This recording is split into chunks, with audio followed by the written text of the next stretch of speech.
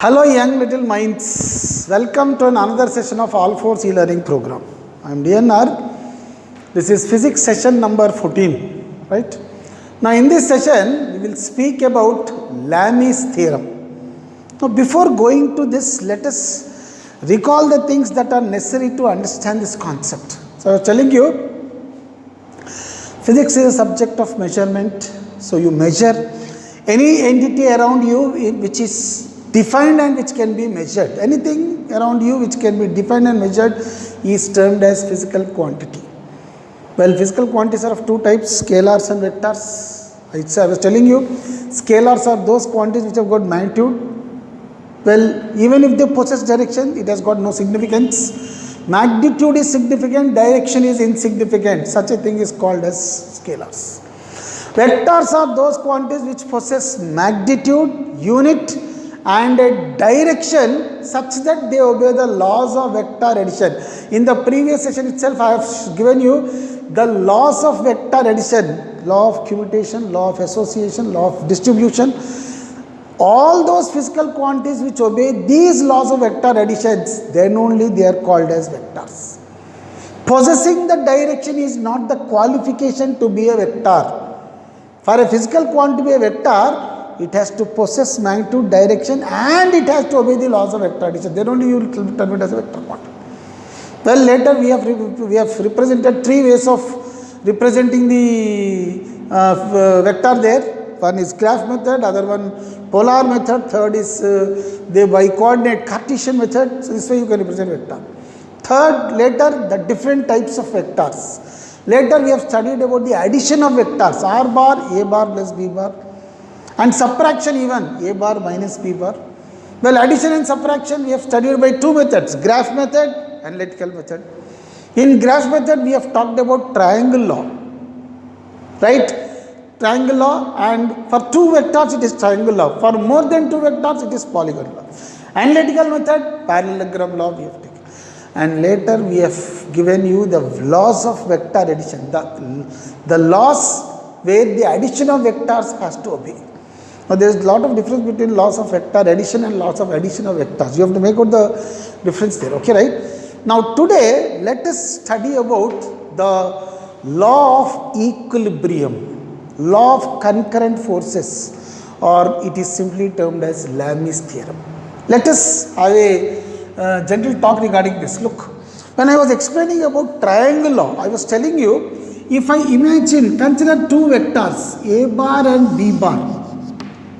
So while explaining you triangle law, I was telling you two vectors a bar and b bar represented as two sides of a triangle in magnitude and direction taken in an order.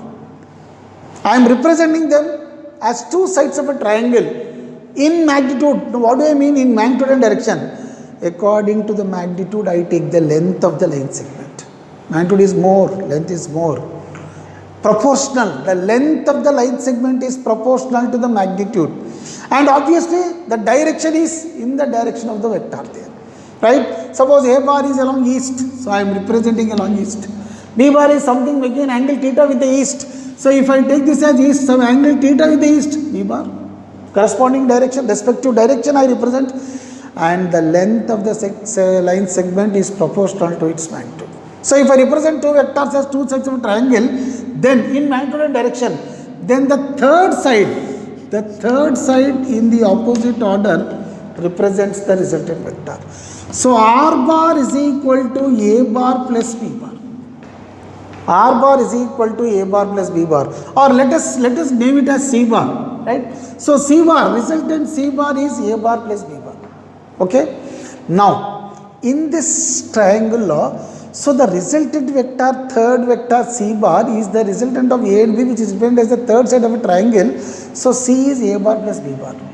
Now in this one, instead of c bar, if I imagine minus c bar, what is minus c bar? Negative vector. I was defining on that day negative vector. A vector which has got same magnitude but opposite direction is called as a negative vector, opposite vector. Any vector of same magnitude but direction opposite is a negative vector. So instead of c bar, if I take minus c bar, right, then let me draw the same diagram, a bar like this. This is B bar, and C bar is from initial point to final point. C bar is, let the triangle be ABC. It is A, B and C. Vector A bar, A to B. Small a bar represents AB bar, line segment AB. And B bar represent BC bar. Well, here C bar represents, C bar is AC bar. Now I want to take minus C bar, negative of the vector C bar. Then, negative of the vector is of same magnitude, same length, but direction opposite. So C bar is from A to C. If I take minus C bar, negative, so minus C bar is minus of A to C. Shall I write CA bar? So CA bar is minus C bar. So CA bar is minus C bar. So this is minus C. Now from this C bar is A bar plus B bar. Let me take this C bar this side. So I get from this equation 0 is equal to A bar plus B bar minus C bar. So the sum of A bar plus B bar and minus C bar is 0. Let this be called as D bar. Minus C bar is D bar. So therefore A bar plus B bar plus D bar is 0. So if A bar plus B bar and D bar are 0, the sum of these three is 0, then they can be represented as three sides of a triangle all taken in an order. From triangle law we have taken two vectors A bar and B bar. The third side taken in the reverse order represents the resultant vector. Let the resultant vector be C bar. So C bar is A bar plus B bar. Well, C bar is AC bar. When I take this C bar to the other side, then it is A bar plus B bar. See that side, minus C bar is equal to 0. So the sum of A bar, B bar and minus C bar equates to 0. So A bar, B bar, C bar is from A to C, minus C is C to A. Then sum of these three is 0. So what does this imply? It implies that if any three vectors are represented as three sides of a triangle all taken in an order, then the resultant of these three vectors is always 0. This is called as law of equilibrium. If I consider three forces, now what is equilibrium? Right? Equilibrium is a state. Equilibrium is the state of any system where the resultant force on the system is 0. The resultant torque on the system is 0. Right? The system is completely at rest. It neither possesses translatory motion nor it possesses rotational motion. Such a system is said to be in equilibrium. So if a system is under the action of forces, multiple forces, but the resultant of all the forces is equal to 0. The net force is 0. Then when net force is 0, body doesn't move linearly, no translatory motion. Net torque is also 0, no rotational motion. Then the system is said to be in equilibrium. Suppose if such three forces are acting on a system, so from this we deduce the condition that if there are three forces acting on a system, let's suppose F1 bar, F2 bar and F3 bar are the three forces acting on a system there. Then if these three forces are represented as three sides of a triangle, three forces are represented as three sides of a triangle in magnitude and direction, all taken in an order. Then according to the one what I have proved earlier, F1 bar plus F2 bar plus F3 bar is the net force equal to 0, then the system is said to be in equilibrium. The system is said to be in equilibrium. So if any three forces acting on a system are represented as three sides of a triangle in magnitude and direction, all taken in order, then the resultant force on the system is always equal to 0. The net force is equal to 0. So system completely remains in a state of equilibrium. Right? So this. The same thing can be defined in another terms like this. Suppose if three concurrent forces F1, F2 and F3 three concurrent, let us rewrite this. If three concurrent forces F1, F2, F3 are acting at a point, right, such that they are acting at a point like this, they are represented as three sides, then the resultant force is equal to 0. Well, the angle between, let us suppose the angle between F1 and F2 is alpha, F2, F3 is beta, F3, F4 is gamma. Then the forces are proportional to the angle, the opposite angle. Now this is given by Lami's theorem. So you can either denote by this or that. If three forces are represented as three sides of a triangle all taken in order, then the resultant is 0. Or if three forces act at a point represented in this way, then the net force equals 0. Law of concurrent forces. Right? So then we will denote the same thing in the form of another theorem called Lami's theorem. Lami's theorem is explained for concurrent forces. According to Lami's theorem,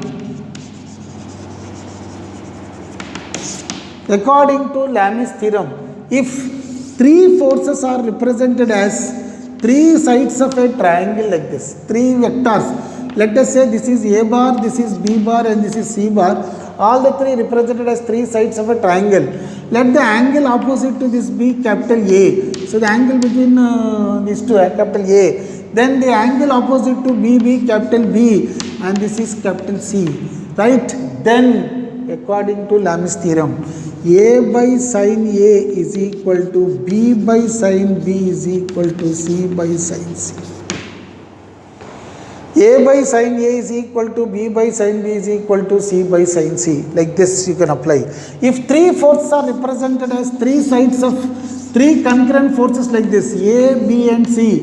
If the opposite angle between this is capital A, the opposite angle is B and this is C, then if three forces, concurrent forces maintain the system in equilibrium, then any force A directly proportional to sine of the angle between the other two forces. A proportional to sine of the angle between other two B and C is A, like this. Or A is equal to K sin A, or A by sin A is equal to K. Similarly, B is proportional to sin B. B is equal to K sin B, B by sin B. So this is C, B by sin B and this is equal to C by sin C. If three forces, three vectors are represented as they are acting at a point, then the net resultant is 0. Then according to Lami's theorem, sine rule, it is also called as sine rule. This is also called the law of sines. You know, we have earlier learned about law of cosines. Law of cosines is cos theta is r square minus b square, a square plus b square by 2ab. R square minus of bracket a square plus b square by 2ab. Law of cosines, which is the other form of the parallel law of vectors. This is law of sines, which explains Lami's theorem. Right? Now from this you can make out, if you know the angles you can find the forces, if you know the forces you can find the angles there. Right? Let us take a small illustration based on this one.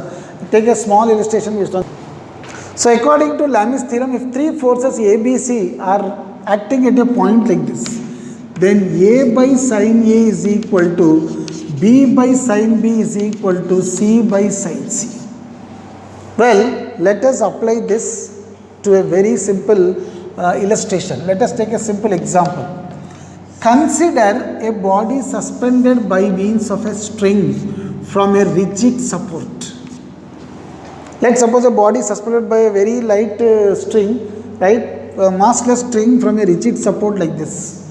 Let the mass of the body be smaller. Now by applying a horizontal force, well, weight of the body will be acting in the downward direction. Weight acts in the downward direction and the tension in the string supports it initially. Now by applying a horizontal force F, right, I am pulling the body to a particular position like this.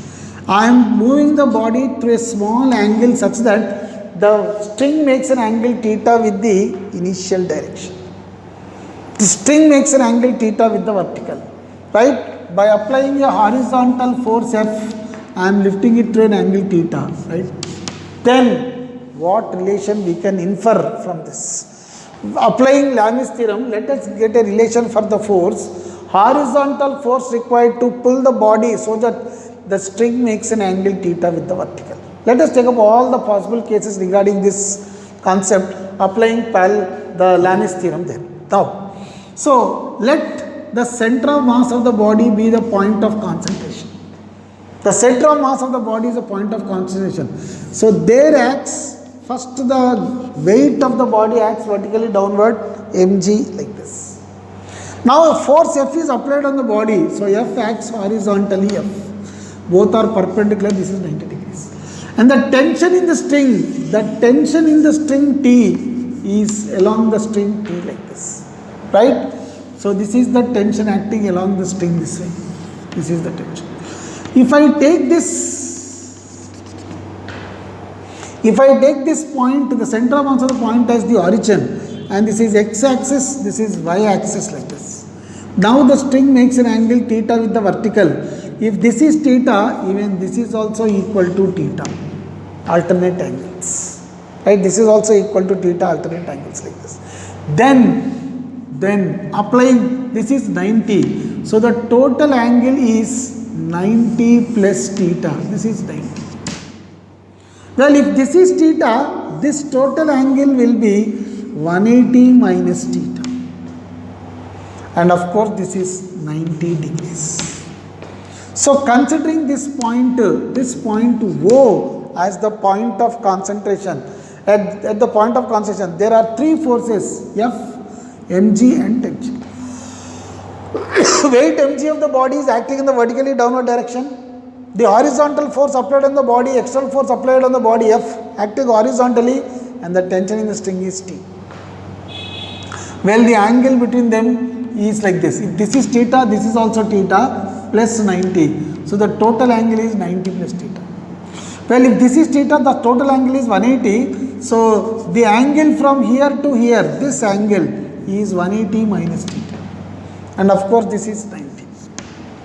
So applying Lami's theorem at this point O, so this is point O, right, where the three forces are acting A, B, C, then we know A by sin A is B by sin B, C by sin C.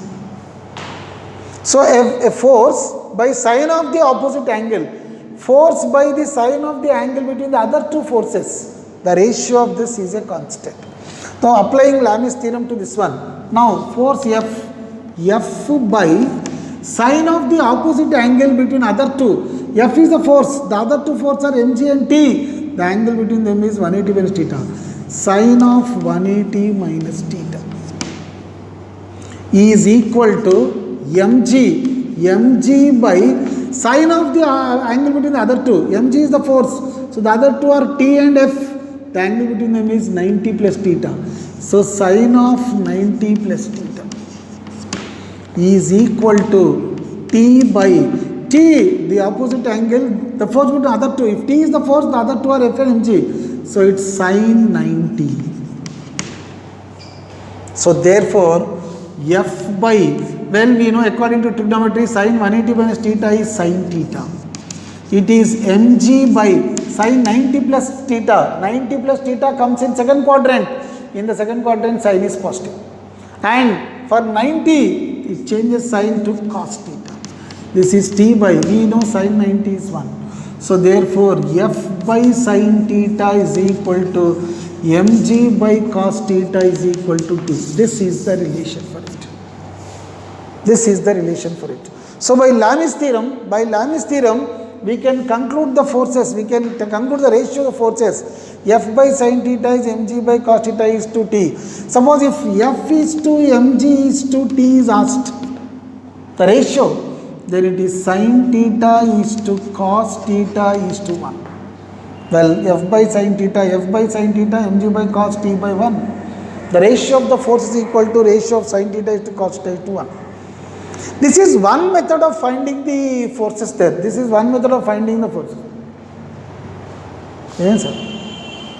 In the same illustration, we can deduce the same formula by another method called resolution of vectors. We can apply resolution of vectors also to deduce the same thing. Right, let's understand. Consider a body suspended by a string like this, body of mass. Well, weight of the body acts vertically downward.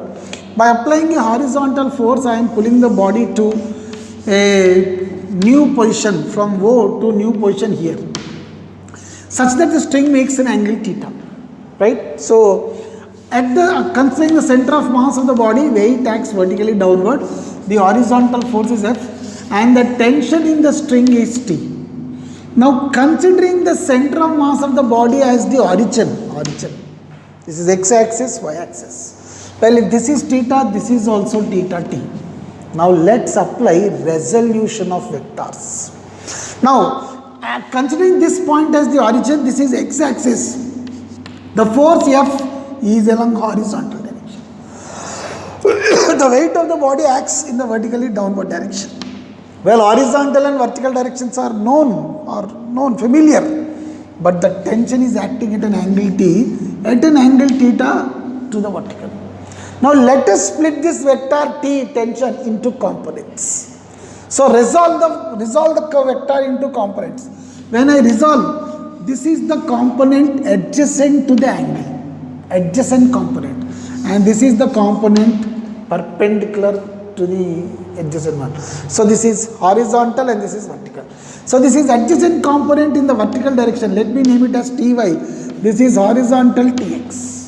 Well, this component is along the angle, so adjacent component. So I was telling you when I was speaking about resolution of vectors, whenever a vector is split into components, a vector A bar is split into components theta, the component adjacent to the angle is always cos component. Right? The other one is perpendicular, it is sine component. Horizontal, it is not like horizontal is cos and vertical sine. This is not true. Horizontal is not always cos component, vertical is not always sine component. You should not go in that way. You should not remember it that way. The component adjacent to the angle will be cos, because you see, according to trigonometry, cos theta is adjacent side by hypotenuse. Sin theta is opposite by hypotenuse. So cos is always adjacent. So adjacent to the angle, the component will be cos. So this is the angle of consideration. So this is the adjacent component. So this is T cos theta.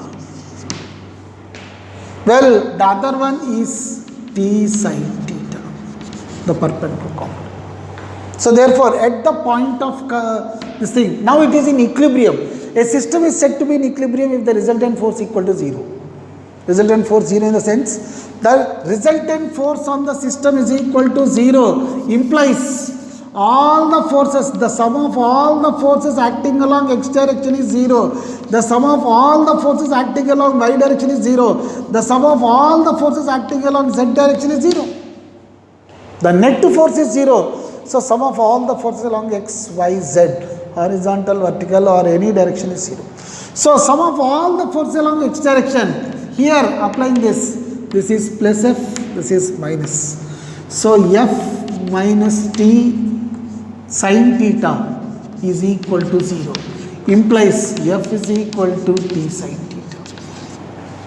Sum of all the forces along y direction is 0. So suppose if this is plus, this is minus, then T cos theta minus mg is equal to 0 according to this equation, vertical force, or T cos theta is equal to mg, or mg is equal to T cos theta. Dividing both T cancel. So F by mg is equal to sin by cos, this is tan theta, or cross multiplying, we get F is equal to mg tan theta. So the horizontal force required to move the body such that the string, it is to move it such that the string makes an angle theta with the vertical, F is equal to mg tan theta. Well, F force is T sin theta, mg is T cos theta, force proportional to sin, mg proportional to cos. F by sin theta is T, mg by cos theta is also T. So F by sin theta is equal to T equal to mg by cos theta by 1. Same thing what we have proved by the Lagrange theorem, mg by cos theta, F by sin theta is equal to T. Ratio again, F is to mg is to this thing, sin is to cos theta is to 1. So F is mg this thing. Well, what is tension T from this? Tension T you can evaluate it as mg by cos theta.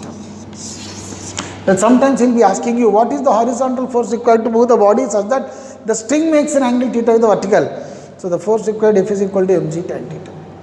And the tension in the string in this position, what is the tension? T is mg by cos theta.